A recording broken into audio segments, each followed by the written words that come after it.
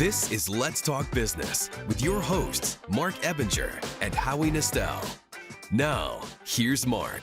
Welcome to Let's Talk Business, a show that promotes entrepreneurs to learn more about their vision, goals, and marketing strategy.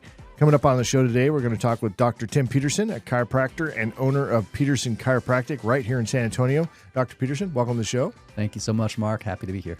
Awesome. We're also going to talk with Emad Guirguis, a bookkeeping expert and the owner of Simpli Bookkeeping. Emad, welcome back to the show. Thanks again, Marc. Love to be here always. I'm your host, Marc Ebinger, the owner of Guirguis Virtual Staffing, a company that specializes in hiring virtual assistants from outside the United States. And Howie? And I'm Howie Nestel, the owner of Sharkmatic Advertising. I've been in business now for 30 years doing graphic design, web design, and search engine optimization. And I am more than happy to be here co-hosting with Marc today. Love it. Sounds like a mental condition, more than happy. Right. I had to pay him extra, I think, for that. We'll see. All right, so quick promo for we've got a Patreon community that we launched. Super excited about it. It's a way to bring our fans and our guests, the entrepreneurs and the community around them together into one place on social media. A little thing called Patreon, which has been around since 2013, so it's been around for a minute. But it's like the Let's Talk Business podcast has its own app now. Is kind of what it feels like anyway. And so that's where past guests, do they have to be a guest to be a member, or can they join the Patreon? No, anybody can join the Patreon community, yeah. So you get to network with each other virtually and get access to content that you ordinarily may not hear during the show. Yeah, exactly right. So, you get access to show content and chat rooms, which is a great way to talk with each other and ask questions. You can make guest recommendations. You can actually ask questions or say questions you want to have asked of guests that are going to be coming up, because we're actually going to let folks know who the guests are coming on to the show in advance, at least by industry. Of course, there's going to be exclusive content such as the after show and the weekly podcast recap, which I do first thing in the morning when I get here. I actually get here early and do a little podcast recap for the week where I get into all the stuff that's happening behind the scenes. And then you'll get early access to official Let's Talk Business events such as our quarterly mixer. And then, of course, much more to come. I'm super excited about this thing as it unfolds. So what does it cost to be a member of the group? It's $5. That's it, just $5 a month, and it supports what we're doing. I've got a virtual staff, obviously, that assistant who handles watching that to make sure that everything gets done. And then, of course, I'm participating as well. Right, and I'm not a CPA, but we have a bookkeeper here, and because it's for people's business, and your business is going to be listed in this Let's Talk Business podcast Patreon group, would that be considered a write-off? Absolutely. Business expense. I love it. I don't think I even knew that. All right. So if you would like to be part of the Let's Talk Business podcast community, head on over to the website at satalkradio.com. And if you're looking at the table camera there, you can see the icon right up there, members only. Become a member of the official Let's Talk Business podcast community. Click on that and we'll get you set up. Pretty easy to do, except for Howie, you've been struggling with it, haven't you? Yes, and I've only tried it on 2 phones and 2 computers. 1 laptop, 1 desktop, and it won't take my credit card. Now, does it accept American Express? Oh, maybe that's the problem. That's probably it. Try a different card. But business people use Amex cards. Oh, I don't know. I'll try the Visa. Yeah, try the Visa. We need to get you in there. I ask Emad here, how many were you there when I started dropping Howie's content, or was that when I was dropping? Oh, yeah. There's a whole bunch. I have a whole section for you. Do I up want there. to pay to watch my own content? Yeah, absolutely. No, you're not paying for that. Done. All right, cool. Love it. All right. First up on the show is Dr. Tim Peterson, a chiropractor and owner of Peterson Chiropractic right here in San Antonio. So, Dr. Peterson, I was doing some research, of course, as I always do for guests that come on the show. You guys have well over 300 reviews, Google reviews at 5 stars. So that's not an easy thing to do, in my opinion. I mean, I have, 40 or something. I'm at 4.9. Somebody hit me with some reviews somewhere. It's getting fixed because it's not cool. But congratulations on that. Yeah, it's actually one of the funnest things is when we get a new review in the morning meeting before we start, we'll read what they wrote. And so it's just something to lift you up and remind you of why you're doing what you're doing. And yeah, to have that many 5-star reviews tells me that we're doing something right. Yeah, absolutely. You guys started the business right here, your dad did in 1985, and then you joined the business in 2007. Yes. And then it's a family business, right? So tell me a little bit about that. Yeah, so in 1985, shortly after we started, my mom was the first front desk person, and then my aunt worked there for many, many years. So it was my dad, my mom, and my aunt. Eventually, they phased out, and it was my dad was still in there, but my brother came in, and then my sister was there, and then I came in 2007, and then it was mostly the younger generation then, as my dad kind of finally stepped out, and my brother's wife stepped in. So yeah, it's been always a family practice, and we kind of adopt our other staff members as well. And that's one is, well, congrats on the 300 5-star reviews.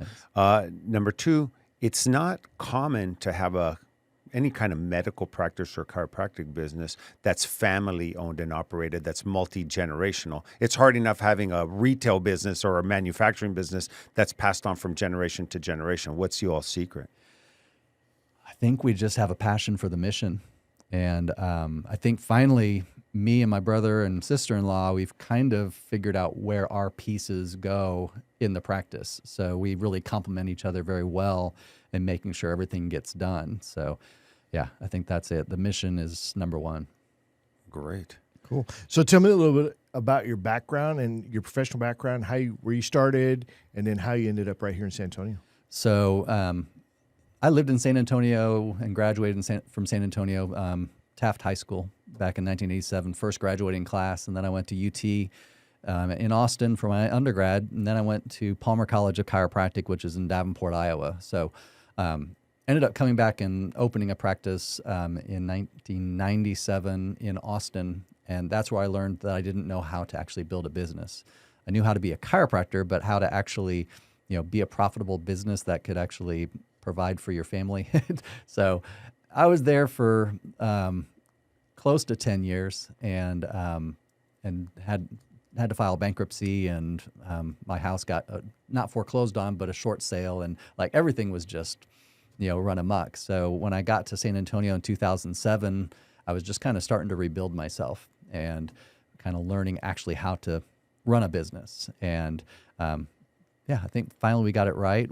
Like I said, we have those Google reviews. We have a great volume of patients getting great results, and we're able to be profitable at the same time doing it. And 2007 and 2008 especially was not an easy time. No, it wasn't. So Right. not a good time to be just getting Reinventing back yourself. Reinventing yourself. Yeah.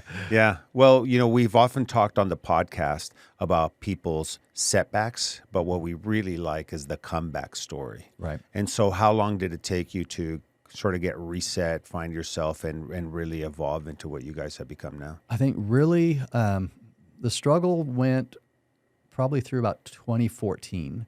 And that's when we just kind of cleared our heads. We called it a hard reset. Go back to just even looking through the office, designing the office the way we needed to do it, figure out how we're going to structure things and the flow of the office and everything. Just basically started from scratch. And in 3 years in a row, we grew by over $100,000 in revenue every year. And so that's where we really started picking up speed towards a practice that we're at this point.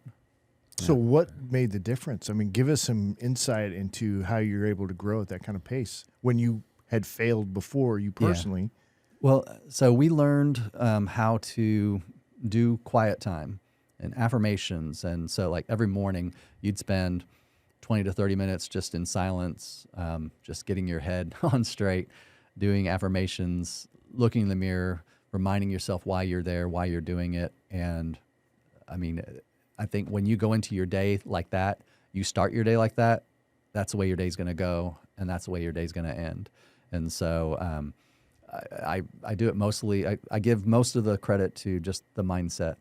And obviously we believe in, God's helping us in the office, right? But we want to be able to do his will.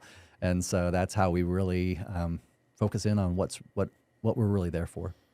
Yeah, I've been to your website, and so there's some. I don't have to ask you about your point of differentiation because it's very clear based on mission based. But do you, for our listeners and for our viewers, do you want to elaborate a little bit about the mission? Because one thing is mindset. One is faith-based? I mean, where do these lines blur, and do they, or are they two separate things that you guys kind of unify to help advance your business? Well, our mission that we have posted in our office is to provide love, hope, and healing to your family through chiropractic. And so love is the number one thing. And as a Christian, I think love always has to be the number one thing.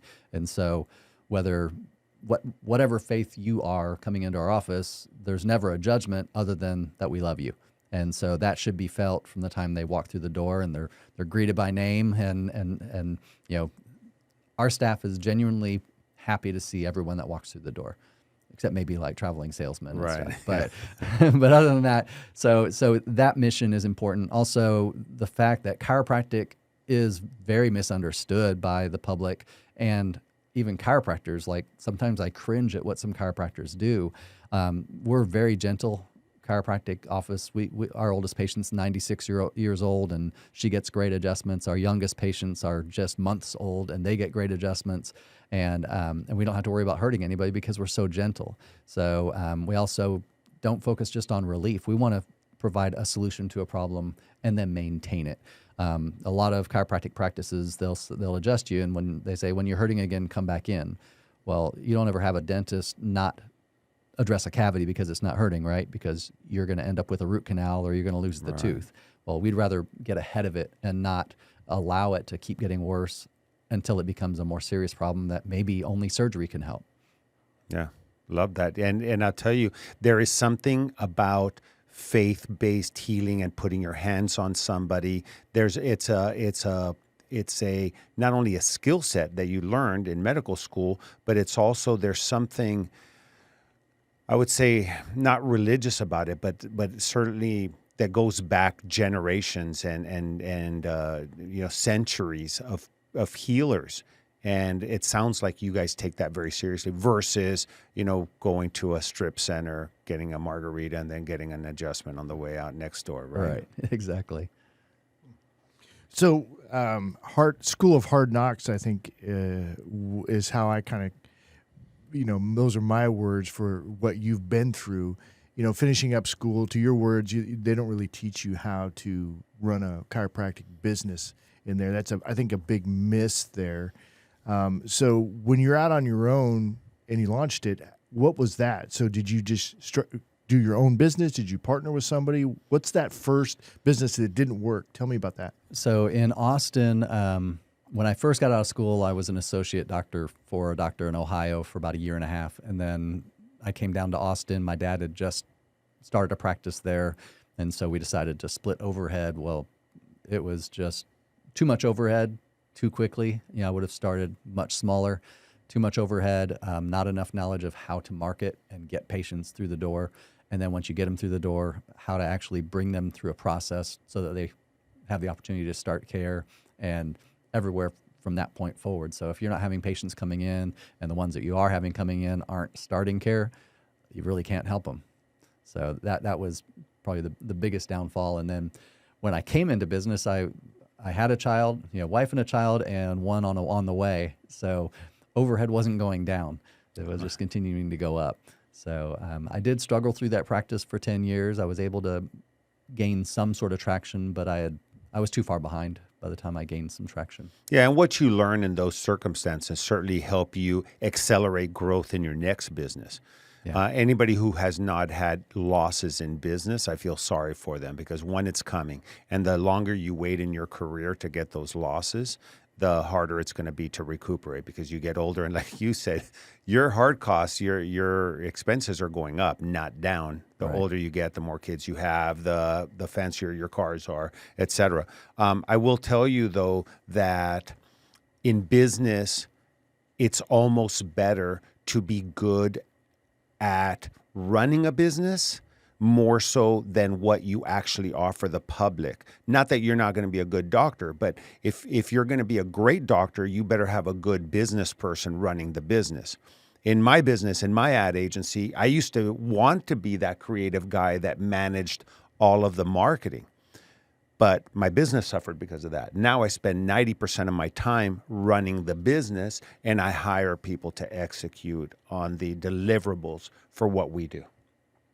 Yeah, but as a doctor, that's a little bit harder because everybody looks to the doctor to have all of the answers when it Well, comes to doctors the do business. know everything, actually. I've had many doctors as clients, and that's actually the truth. Yeah. No, but you're right. But still, they have practice managers Okay. that are usually very good at finances, very good at HR, and then hopefully they have some skill set in marketing or can go find the right marketing people to help bring in the Yeah, patients well, through the I'm door. very fortunate to have my brother and sister-in-law in there taking those things off my plate so I can be the doctor. The goal would be down the road a little bit to be bringing other chiropractors in that I can train up, and then I can be more of that managerial role on the chiropractor side of things. So that will transition over time. We're putting some plans into place to hopefully grow to the next level over the next couple of years. Yeah, that was an interesting term, a practice manager. That was actually, is that a thing? Or did you make that up? Yeah, no, maybe I made it up, but it sounds good. I'm going with it. No, but the practice manager, I've seen them called, COOs, the Chief Operating Officer, and they run everything that the doctors don't. I love that. So, Emad, you've been over to Dr. Peterson's office, right? Yeah. Been through their process. What was that like for you? It was a very unique and customizable process. I mean, I loved how, like Dr. Peterson was saying, the love was there from the second that you walk in. The whole staff greets you, happy faces. They stand up. They know you by name. So it's a very warming experience from beginning to all the way at the end, from when they walk you through to when Dr. Peterson kind of runs you through the steps that you need to take for your specific adjustments, to all the way until you're leaving. I mean, the whole staff is there with you. You feel welcomed. And like to your point, you feel a lot healthier just by walking in there. And so as a customer, that makes you really feel good and want to come back. Like you said, you're there for some adjustments, but how you create that experience for the customer is huge. And it was incredible. Did you get an adjustment while you were there? I did, yeah. And how was that? Dr. Peterson refers to it as gentle. So how was it gentle? It was gentle in a way where, when you think chiropractic, you think a bunch of cracking, crunching. They used to refer to it as the cereal box, right? We're not cereal boxes. No, so they have a tool that they use that's really gentle, and it adjusts in small pieces, and they explain the whole process to you, which to his point is very gentle. And then they ice your back at the very end to make sure that your maintenance are well taken care of afterwards, and you don't feel any or too much pain afterwards. So they run you through what to expect, which is really helpful rather than just being surprised, because no one wants to get surprised, especially in a doctor's office. So I would say for the most part, it was a very gentle, warm experience. So it's not like what you see on Instagram or TikTok. Not right, at where all. They're pulling Nope, your head not and crunching. Please no. Yeah. I love those when they show the skeleton and then they just mess up the skeleton. It's a joke kind of a thing, right? The neck cracking. What's the deal there with because they'll get in there and they're like doing, it looks pretty serious and you hear loud poppings. Is that really necessary to do a neck adjustment? Well, I mean, obviously with our adjustments, we don't do that. I did adjust manually earlier in my career, and chiropractic is good as long as it is specific. If there's 24 bones in your spine and only 3 of them need to move, why do we need to crunch all of them, right? So it should be very specific, and that's why we take x-rays so we can, not have to guess about what your spine looks like. There are some really good manual adjustments that are very specific, but when you just hear a bunch of crunching and stuff, I'm like, well, that's not really what chiropractic is supposed to be. So, like, when they're doing a neck adjustment like that, and they're doing this crazy thing, and you're coming in with your tool, and you're doing very specific. Is what you're doing just as effective as what they're doing, or vice versa? When my dad first learned this way of adjusting, he was going to do it for the elderly and for children, that needed a lower force adjustment. But we got such great results that he switched all of his patients over to that adjustment. So it seems like with the manual adjustments, we would get a certain amount of results. It would get to a certain point and plateau. With this kind of adjustment, it seems like we get to a certain point, plateau for a little bit, get to a higher point, plateau for a bit. So I've seen patients 5 years into care continuing to make forward progress. So we're working with the body, not forcing it to move. So How do you measure results? Obviously, the patient can tell you, "Oh my God, I feel so much better. I walk better. I'm not whatever." But how do you all as a So as a- immediately I'm looking at leg lengths. Okay. So each visit I'm looking at the leg length and I want it to come even. And so that's the first indicator. Obviously, when I'm feeling the spine before and after the adjustment, I'm wanting to feel that maybe that muscle got looser. It's not sticking out like a sore thumb anymore. But we do intervals of where we do x-rays as well. Around every 12 visits, we'll do an x-ray so we can check and see, yes, we're making changes. Sometimes we'll see good things in one area and not so good in another. Well, if I just kept on the same path, we'd be missing the boat. So we don't want to just take the first x-rays and then hope we're making changes. So the x-rays are what we kind of stand on as far as, yeah, we're making the changes that we expect to make. Now let's keep it that way. And like you said, it's got to be specific. It's not just all the bones and stuff. Correct. So I like that. I like that level of specificity and treatment. Right. Attention to details that matter, right? Yeah. All right, Doc, if folks want to get in touch with you, how do they do that? Our website, petersonchiropractic.org, but also our office number is 210-691-2747, and we'd be glad to answer any questions that you have. All right, thanks, Doc. We'll get into a little bit more in the after show that's going to be coming up here in a few minutes. But thanks again. You're welcome. Appreciate that. All right, next up on the show is Emad Guirguis, a bookkeeping expert and the owner of Simpli Bookkeeping. Emad, you're my bookkeeper. Yes, you guys I do a am, great Mark. job. We actually had a cool conversation. It was yesterday, right? And we won't have to get into what it was, but yeah, he was like, he asked me, and I'm like, I think so, yeah, whatever. So he's actually helped me out with that. So it's really good to have you kind of on my speed dial there. Absolutely. To Yeah. get through some stuff. Okay, so end of the year, of course, coming up. What's some end of year planning kind of stuff were you guys doing? And then for January, it's like, what happens in January when it comes to Yeah, what you're doing? absolutely. So year end is a great time for businesses, right? They're all freaking out. Oh, now's the time to get all my finances together, pull that shoebox out of the bottom of the bed that we always talk about. So I would like to say that with our clients, most of our clients, actually almost all of our clients, are pretty stress-free, relieved. They know we're taking care of them. They know we've taken all the steps throughout the year to make sure that at the end of the year and during the beginning of the year, they're well taken care of. And what to expect, like to your point, Mark, at the beginning of the year, 1099s are due from all contractors, and you only have a 1 month window to get that done. So it's really important that we make sure that all those are taken care of, as well as making sure that for the whole year, the books are closed out. And then we also want to make sure that we've set up a meeting with our clients to make sure that they have their goals set for the following year so that we can make sure to continue to keep up with them, make sure they're hitting their goals, make sure their business is continuing to grow. And if there's any steps along the way that we can help them adjust with, that way we take the following steps. And in terms of full disclosure, Emad is the bookkeeper for Sharkmatic Advertising as well. And I'm always stress-free. So I just don't know if my books are straight yet. No, but he does. He texts me. He's like, hey, your books are done. I'm like, why? What happened? He goes, no, they're done. They're completed. I'm like, oh, okay, got it. Every time I get a text from him, I think like I got to stress out. Yeah, But no.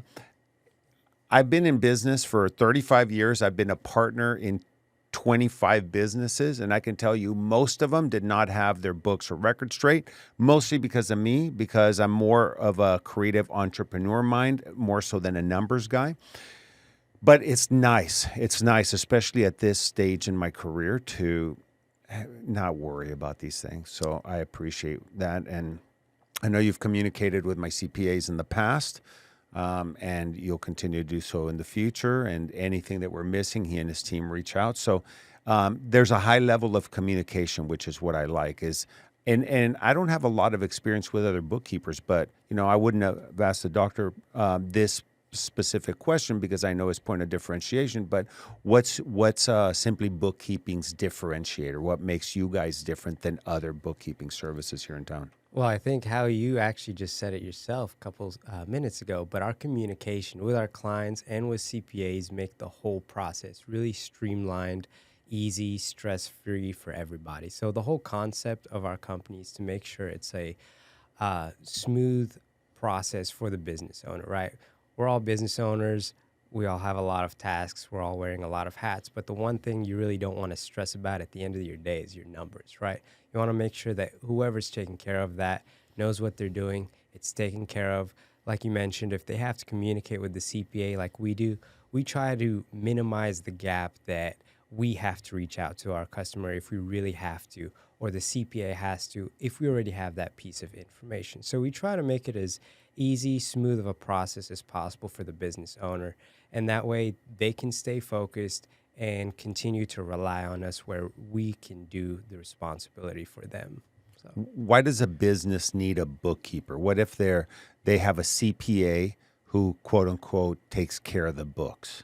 Yeah, so there's a big difference between bookkeeping that's specified versus a CPA that's doing your books, right? If you go to your CPA year end and you ask them to do your books just to be able to file taxes, well, they're just going to do just what's required enough to be able to file your taxes. Whereas a specified bookkeeper like our company, we're focused more so on the overall financial overview of your business and how that's relaying to your growth patterns, as well as making sure that year end, your finances are put together enough to be able to pass over to the CPA to get that filed. So we look at it at a two-sided picture here. Yeah, the CPA needs their portion, but the business owner needs to see it from their perspective as well to make sure it actually helps them out rather than just getting something filed and then move along and forget about it. It actually becomes a very big benefit to the business owner after they become acclimated to how helpful it is to their business. All right, so business owners really are, sometimes we're often reluctant to take a good, care of our number or like our track our finances and all that kind of stuff. Why do you think that is? It's mainly because of two things. One, you're probably not sure of the compliance and all the rules and all the tax rules, which if you're not sure, you're probably hesitant of trying to do your own financing. Another part is it's a lot of tedious work. And so if you're not sure and the numbers don't match up, well, you have to do a lot of digging. And so it's a big part of why we've set up our company to make sure that we do things on a regular basis rather than doing once, like one cleanup process at the end of the year. It's a lot easier to keep up with something rather than asking you, hey, what was this expense 8 months ago, right? It's easier to say, hey, you've made a $300 expense 2 weeks ago. What was it for? And so your attention to detail is a lot higher, and then accuracy is a lot higher when you do it on a more consistent basis. So, Doc, when you were going through your first business, and how was your tracking of the numbers and awareness and interpreting that data and making that data, relatable to what you're trying to do and awareness to, hey, this isn't going in the right direction? So, like with what Emad is doing, that kind of awareness, was that something you had when you were going through that, or were you really kind of winging it? Yeah, the awareness was that there wasn't enough money to last through the month, right? So the third thing is you put your head in the sand. That's what right? I was thinking. When Yeah, you it's were like I don't saying want to know. This is bad. Right. Well, there's also another reason. I mean, there's what's called owner benefit. Yes, another maybe I made that up too, Mark. But owner benefit is something that owners take the benefit of a business expense that may or may not be a business expense. Cell phone, car expenses, mileage, etc. Cruises. Gas plus mileage. Well, if you talk business on a cruise, it might be a business expense. Might be. And so there probably is a little bit of burying your head in the sand there. But you talk to a lot of business owners, and I've bought half a dozen businesses. And when I take out all the owner benefits, it actually increases the bottom line of the business. It makes it more attractive to buy. To them, it looks bad because now they're not going to have that write-off, to the seller of the business. But that's another reason, and it's legit, because as the owner of a business, you want to, not on purpose, but you may be commingling funds, and that's something that you really do want your bookkeeper to tell you, hey, this would not pass the smell test. Well, let me dig in just a little farther, because like that first business that didn't work out for you and you ended up going into bankruptcy, if you would have had more awareness of the numbers and been able to maybe use that knowledge to do something, would that have made a difference, or was your failure or the failure of that business something else that was beyond that? That was part of it. I think I would have been able, if I was honest with myself and honest with my family, we would have done something to make the overhead low enough to be able to make it profitable and not add expenses on until we were solvent, right? But yeah, hindsight's 2020, and I'm glad we're fully budgeted now, and there's no commingling. Everything's done the right way, and it makes all the difference in the world. So your head's not in the sand anymore, No right? longer.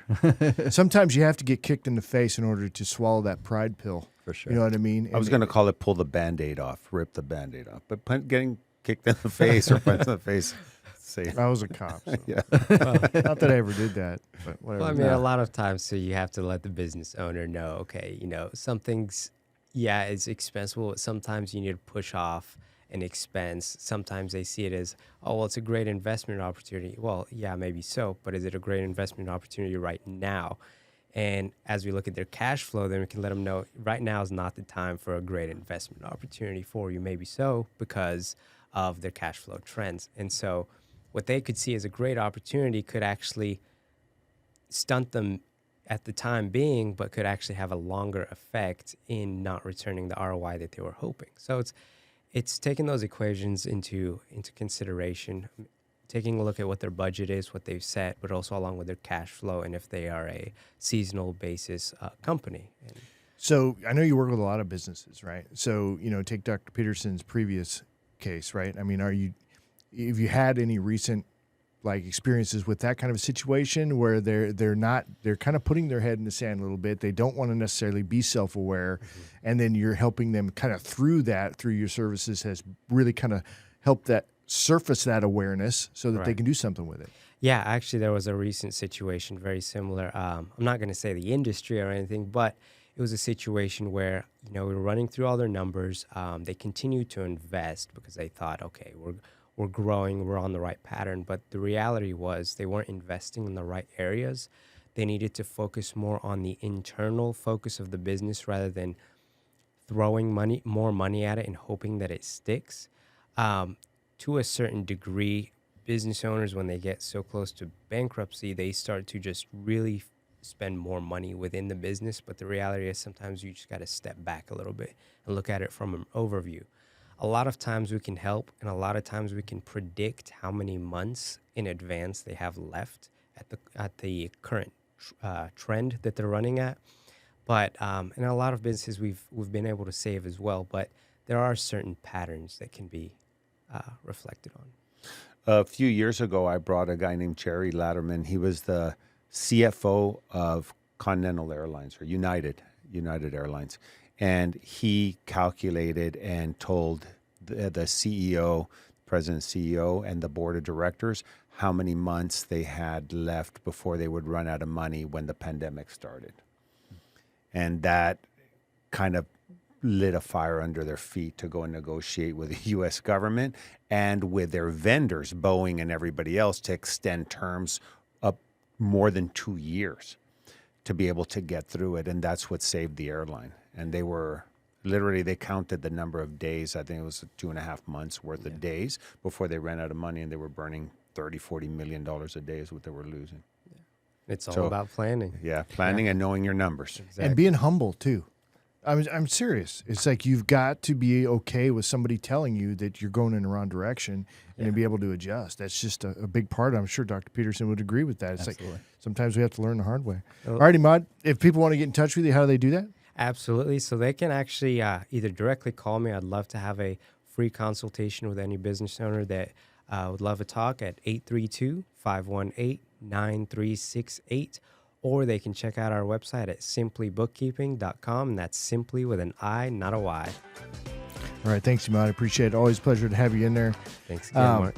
All right, as we wrap up this show, we're going to get into the after show here in just a minute. A quick reminder, check out our latest podcast and catch video versions of the show anytime by visiting our website at satalkradio.com, where you can also join the Let's Talk Business podcast community on Patreon.